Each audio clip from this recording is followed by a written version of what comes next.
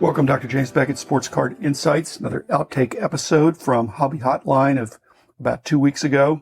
One of the segments was about trimming, card trimming, which is not approved. It's not a legitimate way to restore a card. It's taking a card. Well, anyway, you should listen to the whole episode of Hobby Hotline from back 2 weeks ago. That's always a good listen, and you can participate and ask questions, but that's where the conversation went. This is about 12 minutes of that hour-long episode. I want to thank my sponsors, Topps Panini Upper Deck, Heritage Auctions, Huggins & Scott Auctions, Mike Stadium Sports Cards, Burbank Sports Cards, ComC.com, and Beckett Media, Beckett Grading, Beckett Authentication. So here it is. Evan Mathis, former NFL player and dealer, now vintage guy, posted a video, I believe it was TikTok or wherever, where he literally showed him trimming an off-center 1965 Topps card, given where you could buy all the tools, including the trimmer itself, to do this, and basically advocated that this was okay and compared it to the art world and restoring photos.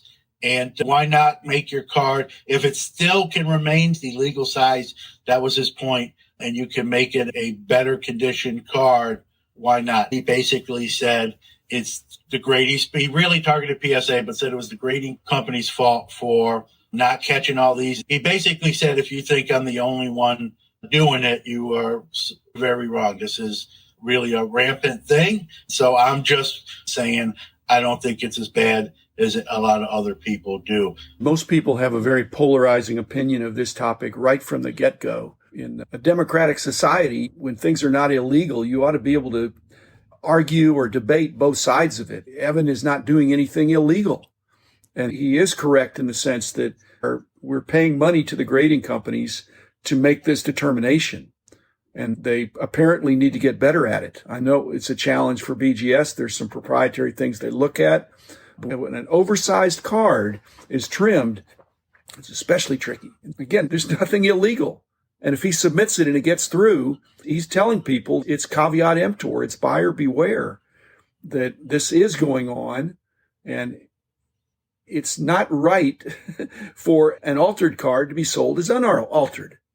And so my hope is that every altered card is caught. I also have a plan for that. I've suggested to the Beckett leadership because I think it's an increasing problem. I think it's trending, and I think Evan is picking up on that. It's a worse problem than we think. It's not just PSA. In fact, what you wonder about is if people are trimming cards, they're not sending them to the off-brand grading services. They're sending them to the leading grading services. And if it doesn't get through, they could try another one. PSA is going to be having more ability to detect resubmittals. So I think this is here to stay. There's nothing illegal. Even if you intentionally trim it and do all the stuff that he did, if you send it in and get it graded and it's labbed as authentic and you get a numerical grade, that's already happening. And there's no crime there. The pushback is when the end user gets it and they think, for whatever reason, I want to crack that out and get a better grade or go to a different grading company. And then when it gets a fresh review, the new grading company says, hey, this has been trimmed. That's problematic. But if it gets through and you put it in your collection, there's no crime here. I think it's a moral issue. You're right. Evan Mathis is not going to get arrested. Police aren't going to watch the video or the FBI and knock on his door with a warrant. I think it's a moral issue. I don't know the exact number. Evan Mathis said something like 80% of PSA 9 vintage cards of significance are probably trimmed. That seems like a crazy number to me. What if they're exaggerating? What if it's 40%, 30%, 20%, even 10%? It's still a problem. What it does, though, there's a situation where if dealers keep trimming cards, sending them in, getting them rejected, and then selling them raw at their table at a show, they're going to get a reputation for doing that, and that ought to be bad for their business. And for collectors, paying huge premiums for nines of very difficult, expensive, even commons from the 60s and the 50s, but especially in the 50s where there were a lot of oversized cards, relatively speaking. So if it's an oversized card, I'm not saying it's 80%, but it's not negligible. What has to happen in consumer behavior is that the premiums for these super high grades, these almost unreasonably high grades for 52 tops, if you filtered that with there's an 80% chance this is trimmed, I can't reslab it. I can't take even a chance for that. Nobody would reslab if 80% of the nines. Of course, why would you anyway? So, yeah, I think consumer behavior is going to change, and there'll be a reduced premium for these exceptionally high grades on the 50s cards. The PSA qualifiers on their slabs, you'd get an 8 with a mark or a 7 off center.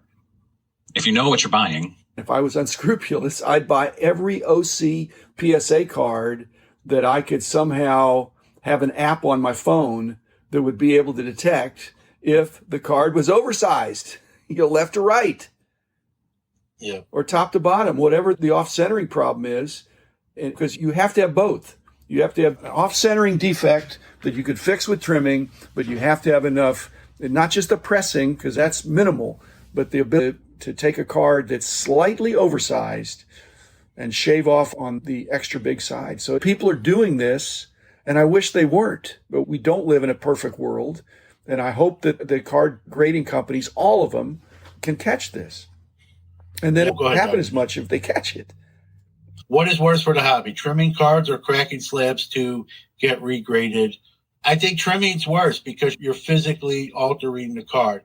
Cracking and regrading is just doing this and hoping a different guy or person gives you a higher grade than you previously got. Guys, people are going to do what they're going to do. They're not going to be trimming cards if it's of risk to them to devalue the card.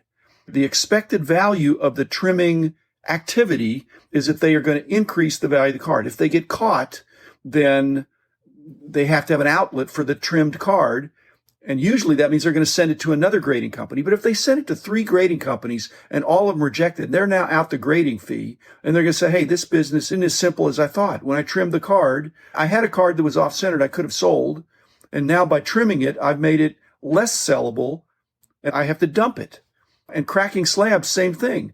If you keep cracking the slabs and sending it in and paying grading fees, and as the grading companies get more sophisticated in their ability to detect if it's resubmitted to PSA again, or that they cooperate amongst themselves that, hey, this is the same submitter that's going around the horn doing all of them. If it becomes bad business for the bad guys, they move on to something else. So cracking and resubmitting is apparently lucrative, and trimming is apparently lucrative. I don't want it to be lucrative. I want the bad guys to get punished, and I want it to be a money-losing proposition. When you doctor a card, you've reduced its value if you get caught, and I want them to get caught. There are so many bad actors in the hobby. We need to prop up good people and dealers. We need to have trust again. I don't even like the term actors. I don't even want good actors in the hobby. I just want good people to be in themselves. Okay, you're saying the hobby is the actors. No, I'm saying we don't need actors. If they want to collect and go to shows and do research like Adam Sandler, those are the kind of actors. The hobby is the acting people. If they collect and they want to be part of the hobby, sure. Acting means you're being someone you're not, right? That's the connotation to it. I'm not even a good actor. I like to just think I'm a good hobbyist. And so I don't want any actors unless they're collecting and enjoying the hobby as we all do. Can the grading companies mark the trim or doctored card so the card will always be known as a trimmed or doctored card? I don't think you can. Now you're messing with someone else's card. Put like a hole punch in it or some kind of maybe stamp or however you do it, you're altering someone's card. I don't see that as a possibility. I'm not saying I'm completely opposed to it. It just opens up a Pandora box. There'd be lawsuits containing the stuff like that. You guys know by now I'm an idea guy, so I have an idea for that too. So I propose that, but not to put the dot on that, the invisible dot, but a way to nip that in the bud. So we'll see. Like I said, Kevin is going to hit the ground running, but he's going to have a lot of sludge dealing with my ideas that I'm throwing his way. But there are problems in the hobby, and I think they can be solved. And that's one that I think is tricky, but it can be solved.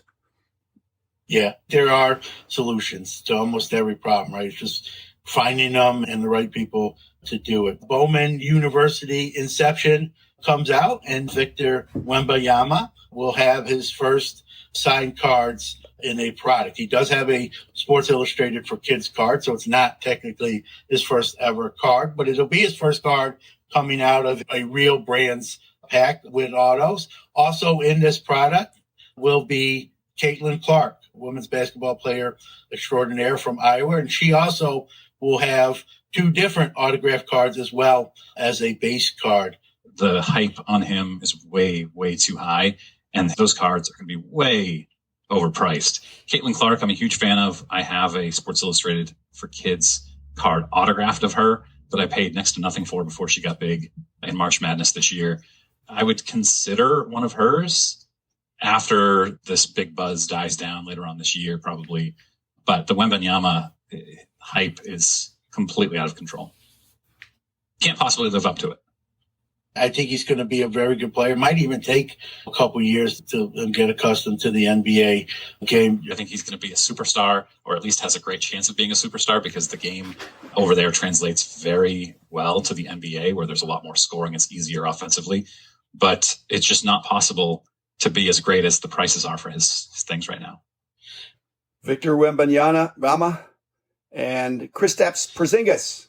What is the difference? One is older than the other. They're both unicorns. Now throw in Chet Holmgren.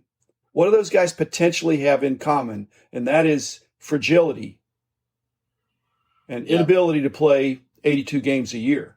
Victor, body type, is similar to Sean Bradley, who had great skills, but got knocked around. So we'll see what happens with Victor Wembanyama. I think he's a legitimate number 1 overall pick. You would have to pick him. If the Mavericks get the number 1 choice, that's who they're going to pick. But it's one of the reasons I'm in the dollar box. I don't have to worry about that. He's not going to be in there. Caitlin Clark won't be in there either. So I think it's exciting to have another crop and to be dreaming about how great they're going to be. But basketball is a very physical game. I think this year's draft is a little like the 2019 draft, which was Zion Williamson, number 1, Ja Morant, number 2. And Zion was the can't miss prospect. And he's amazing. He's one of the best offensive players right now, but he can't stay on the court. He's played like 40% of his team's games. Meanwhile, Ja Morant is an absolute superstar, minus the drama that he had this year. I think you might see the same thing with Scoot Henderson being better than Wembanyama this year in the long term. But they said the same thing about Sam Bowie yes. instead of Michael Jordan. Yeah. They're going to go for height, and I think he could be great. It's exciting to think about it, and there's eternal optimism.